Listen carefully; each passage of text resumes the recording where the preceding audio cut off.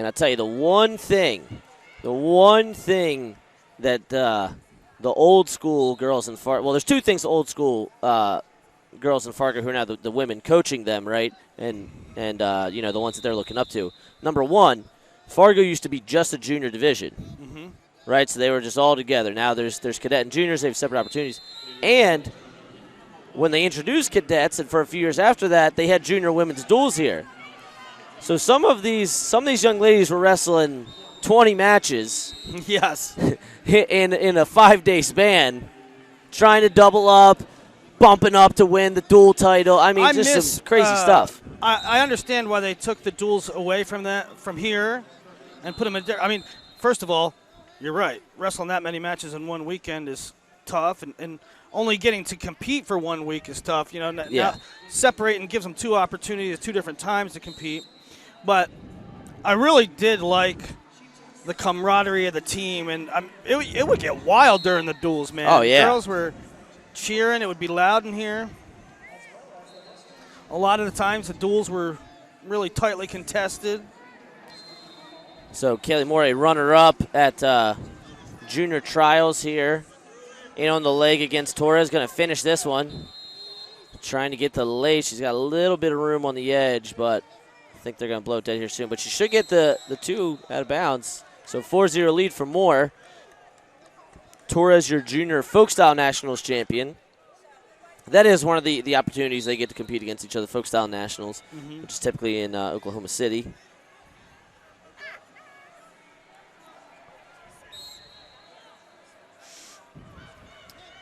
And Torres, in another Washington battle, was knocked out by Cam Guerin at junior trials. So, I mean, Team Washington, we already mentioned, they locked up the team title.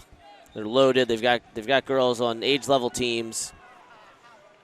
One of the best states for women's wrestling that we have. One of the top three right now. Yeah. No, I mean, like currently the team scores go Washington, California, Texas, Hawaii, Illinois. Which is about what you would you would put those in. Yep. As your predicted highest placers. 1 minute to go here in this first period. Moore leading 4-0 off the takedown, and then got the exposure. It wasn't really a gut wrench or a lace, but just kind of running through her. Now Moore looking to extend this to 6-0. Torres trying to square up.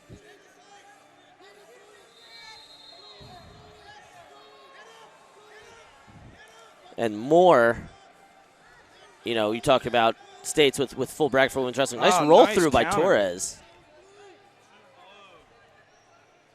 So 2-1 there. Moore leading 5-2.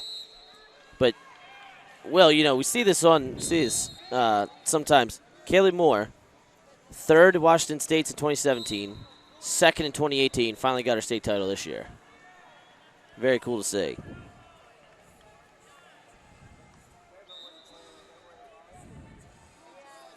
And I wonder if these two actually wrestled in the finals against each other. Good shot there by Moore. Not a whole lot of time here. Can Torres get a crotch lock?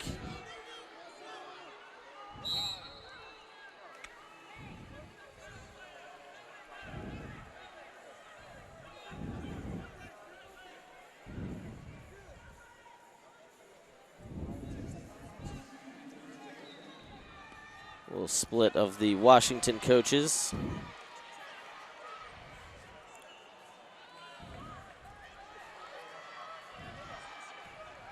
So Torres lost to Allison Blaine in the state finals this year, 135. Moore won the 130-pound Washington State title.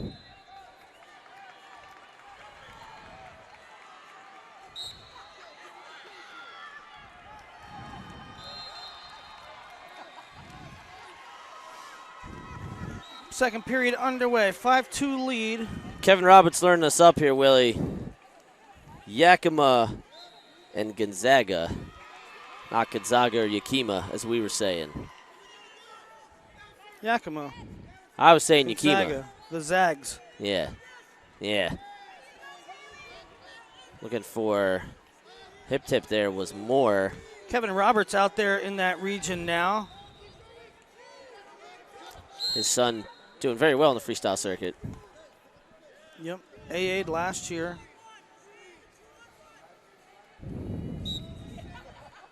I still haven't fully digested all the junior Takes a results, while. you know? Takes a while. Or the cadets, for that matter. So Rankings will be a chore. yeah. And when will you update the women's rankings, Nomad? So the ones that came out before this, where we mentioned with Torres being ranked number 5 and Moore being ranked number 2, those were the last rankings of the year. Those included graduated seniors, right? Which Moore is a graduated senior. So the next one will probably come out within a week or two after this to prepare for their folk style season and the run to. I would imagine, not that it'll have any bearing on the rankings, but I imagine we'll wait until after Cadet Worlds. Sure. No, you shouldn't wait till after Cadet Worlds. These girls. Well, here's the thing. People want to see what they're ranked now. I understand that. Here's the thing. Gary Abbott does the lion's share of the work, and he might be heading over to Bulgaria. Hey, if you were picking who's number one women's matches, who would you go with? Oh, easy. Kennedy Blades versus Amit Elor. Okay. Unquestionably best. That's I think those layup. girls are number 1, number 2 pound for pound in high school right now. And then if there was a potential number 2, not number 2, but a potential second women's match, who would you go with? Oh, nice. It's like a Peterson move, Peterson action. Now that Torres is an excellent question, Mr. Saylor. And Moore's going to counter with an exposure, pick herself up 2 and back into a 3-point lead. Good action in the final minute here. Well, the one I wanted to see, but they're both hurt. Anybody for Ike? They're both hurt. I would have loved to see last year, even this year, Mia Palumbo versus Olivia Shore. Mm-hmm. But both of them had surgery. Man, is there anyone for EK? Well, she just beat number 2. Yeah.